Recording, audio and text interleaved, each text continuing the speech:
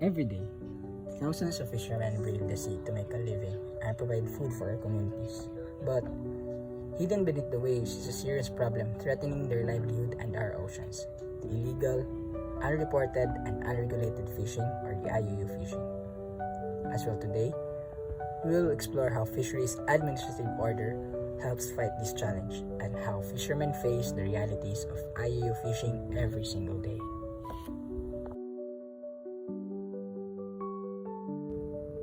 The illegal, unreported, and unregulated fishing, or the IUU fishing, threatens marine biodiversity. It depletes fish stocks and endangers livelihoods of coastal communities. To combat this, the Philippine government has adopted fisheries administrative orders and national plan of action to prevent, deter, and eliminate the IUU fishing. So what is IUU fishing? IUU fishing includes fishing without permits, fishing in restricted areas, or season using banned gear, and falsifying catch reports. These acts undermine sustainable fisheries management and harm the environment. The Fisheries Administrative Order Number 267 and related orders regulate fishing activities, requiring the valid license designated for ports, fishing vessels, and strict reporting of catches. Executive Order Number 157 established the National Plan of Action against IUU fishing, creating a multi-agency committee to coordinate enforcement and policy. According to one fisherman, every day they follow the rules, such as license, catch limits, and fishing only in allowed areas. But illegal fishers can use and still use destructive methods like dynamite or illegal nets. It's hard because these illegal catches reduces each fish supply. The other fishermen also said that sometimes they face pressure to join illegal fishing because it's more profitable, but they risk fines and losing their boats. They only want to protect the sea for their children in future.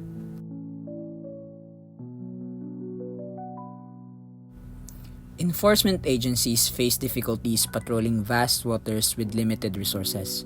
The Philippine Committee Against IUU Fishing works to strengthen monitoring, control, and surveillance, but illegal fishing persists.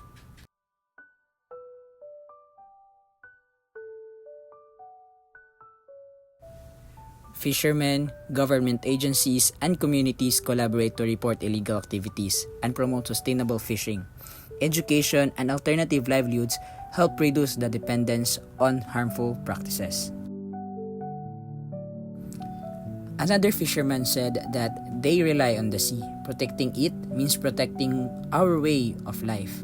With support and strict rules, we can fight the IUU fishing together.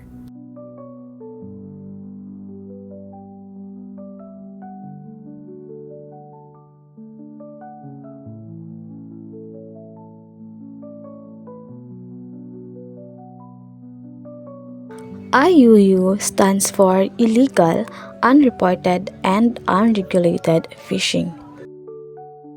Illegal fishing means catching fish without permission or breaking the rules.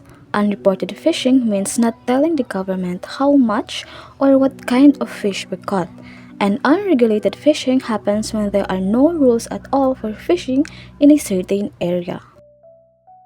This is a big problem because it affects the fish population, the income of legal fishers, and the overall health of our oceans. To help fight the IUU fishing, the Food and Agriculture Organization, or the FAO, created an international agreement. One of the most important is the Port State Measures Agreement, or the PSMA.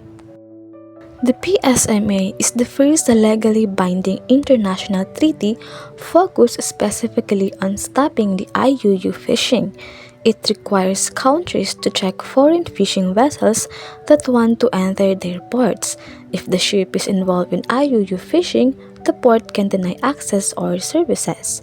The main goal of PSMA is to block the IUU fishers from selling or offloading the illegal catch, making it harder for them to continue.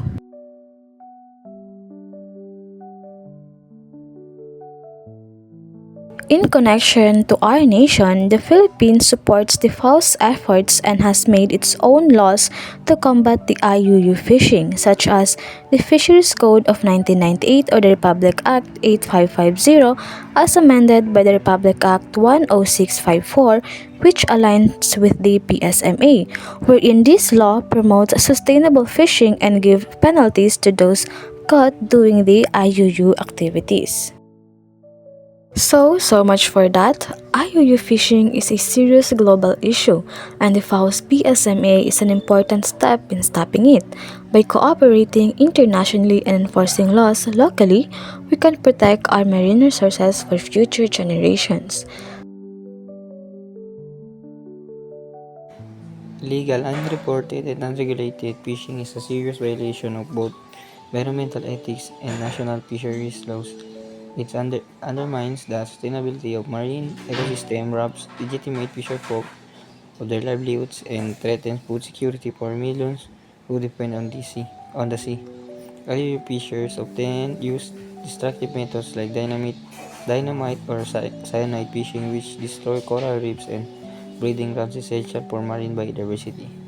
In the Philippines, IUU fishing is strictly prohibited under Republic Act No. 10654, which amended the Philippines Fisheries Code of 1998.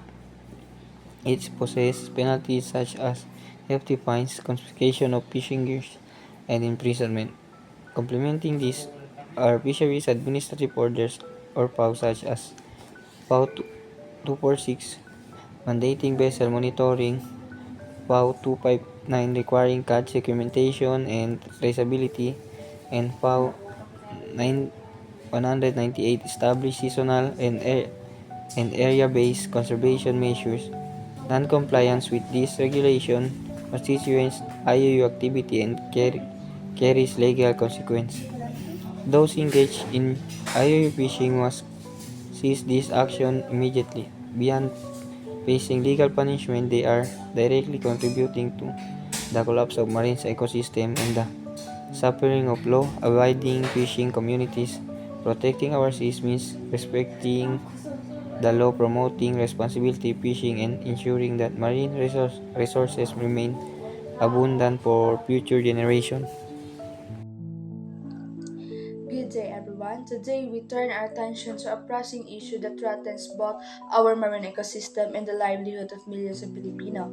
The Philippines, with its vast coastline and rich marine diversity, is on top world fish producing countries. But our sea are under threats from IUU, the illegal, unreported, and unregulated fishing. The silent crime robs our water, weakens our food supply, and harm our fisher folk. In response, the Philippine government has enforced various laws and imposed strict penalties to deter this destructive activity. But how effective are these measures? What are the fines? And who are being held accountable? So let's dive deeper into the penalties for IUU fishing in the Philippines and explore how we can protect our sea for our future generations to come. Now let's proceed to the RA 8550, Chapter 6, Prohibition and Penalties. So under this Chapter 6, we have this section 86, Unauthorized Fishing or Engaging in Other Unauthorized Fishing Activities. No person shall exploit, occupy, produce, breed, culture, capture, or gather fish, fry, or fingerlings of any fisher species or fisher product or engage in a fishery activity in the Philippine water without a license or a permit. So any commercial fishing boat captain or the three highest officer of the boat who commit a prohibited acts upon conviction shall be punished by the equivalent of the volume catch or 10,000 pesos, which is higher, and also imprisonment of 6 months, confiscation of the fishing gear, and automatically revocation of license. It shall be unlawful for any person not listed in registry or the municipal fisher folk to engage any commercial fishing activities in the municipal waters. Any municipal fisher folk who commits such violation shall be punished and confiscation of catch and a fine of 500,000 pesos. Next, we have the Section 87, Poaching in the Philippine Water. It is shall be unlawful for any foreign person, corporation, or entity to fish or operate in a fishing vessel in the Philippine water. So violation of the above shall be punished by a fine of 100,000 US dollar in addition to the confiscation of catch, fishing equipment and fishing vessel, provided that the department is empowered to impose an administrative fine not less than 50,000 US dollar, but more than 200 US dollar. It is equivalent in the Philippine currency. Next, we have our section 88, fishing through explosions, poison substance, or electricity. It shall be unlawful for the person to catch, take, or gather fisher species in the Philippine water. So any person, corporation, or entity to possess, deal in, or sell using these explosive poisonous substances for legal fishing shall be punished and imprisonment for 6 months to 6 years. And any actual explosion that caused physical injury or lost human life, imprisonment to 5 to 10 years. And next, we have the section 89, use of fine mesh net. So, the prohibition of use of this net shall be applied to gather a fry, glass, or eels, or alamang for each species. So, the violation of this above shall subject the offenders from 2,000 pesos to 20,000 pesos or 6 months to 2 years imprisonment. Next, section 90, use of active gear in the municipal waters and bay and the fish in fishery management. It shall be unlawful to engage in fishing municipal waters and bays, so the violator shall be suffer a penalty of 2 years to 6 years imprisonment and a fine of 2,000 to 20,000 pesos. And lastly, a confiscation to their catch.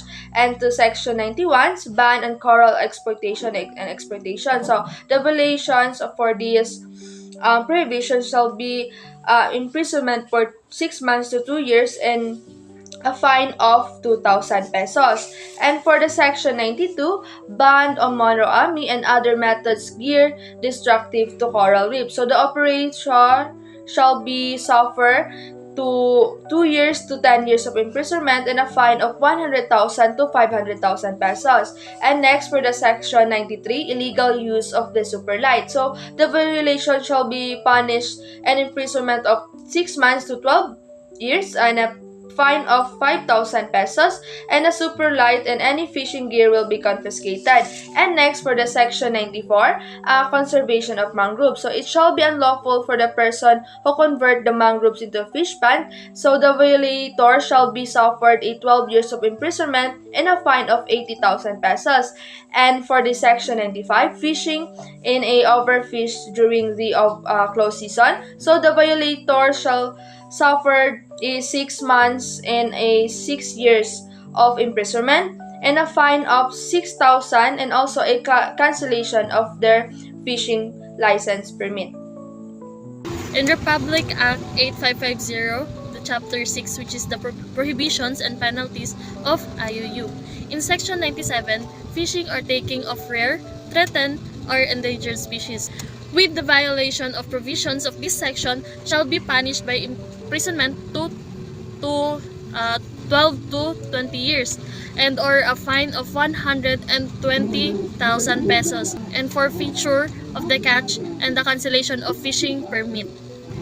Next is the section 98, the capture of sabalo and other breeders or spawners, which is the violation of the provision of this section shall be punished by the imprisonment 6 months to 1 day and to 8 years or a fine of 80,000 pesos and forfeiture of the catch and fishing equipment use and revocation of license.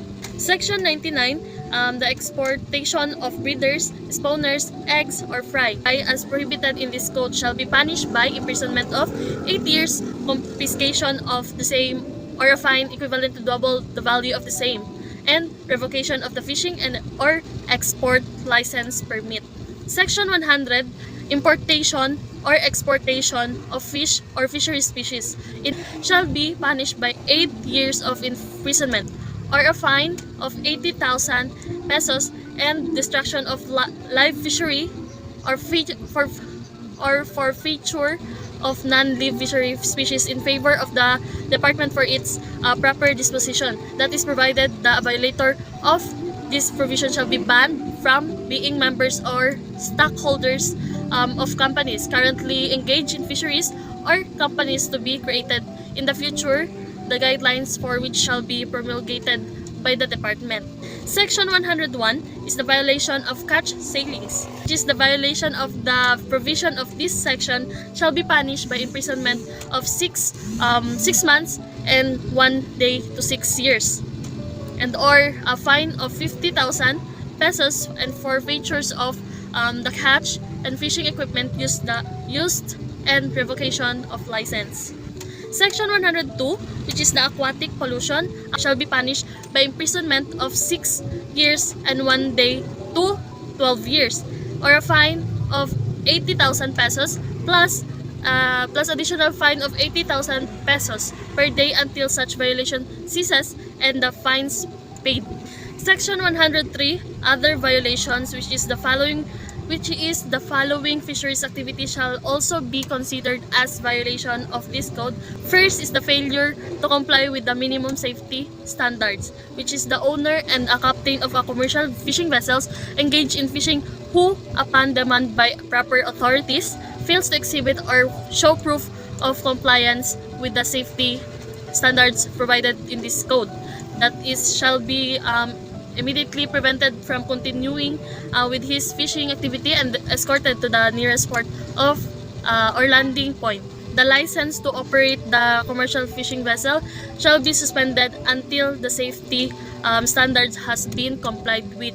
Second is the failure to conduct a yearly report on all fish pens, and fish cages. The FLA of the holder who fails to render a yearly report shall be immediately cancelled. That is provided that if the offender will be the following penalties. First is the first offenses with a fine of 500 pesos per unreported hectare. Second is the subsequent offenses with a fine of 100,000 pesos per unreported hectare. Third is the gathering and marketing of fishes. It shall be unlawful for any person to take, sell, transfer, or have in possession for any purpose in shellfish which is sexually matured or below the minimum size or above the maximum quantities prescribed for the particular species. Fourth is the obstruction to navigation or flow and EBB of tide in any stream, river, lake, or bay. That is, it shall be unlawful for any person who causes obstruction to navigate or flow or EBB of tide. The last one is the construction and operation of fish corrals, traps, fish pens, and fish cages. That is, shall be unlawful to construct and operate fish corrals, traps, fish pens, and fish cages without a license or permit. Section 104, commercial fishing vessel operators employing unlicensed fisherfolk or crew shall be fined 500 pesos each for every month that the same has been employed and or 1,000 pesos for every month of each unlicensed crew member who has been employed. In Section 105, obstruction of defined migration paths shall be punished by imprisonment of 7 years to 12 years or a fine from 50,000 pesos to 100,000 pesos or both imprisonment and fine at the discretion of court, and cancellation of permits or license if any, and dismantling of obstruction shall be at his own expense and confiscation of same. Next is Section 106, the obstruction of fishery law enforcement officer perform his duty shall be fined 10,000 pesos. In addition, the registration, permit, and or a license of the vessel, including the license of the master fisherman, shall be cancelled. Lastly, the Section 107, promulgation of administrative orders, which is the LGUs and local pharmacies shall issue fishery administrative orders or regulation for the conservations, preservations, management, and sustainable development of fishery and aquatic resources.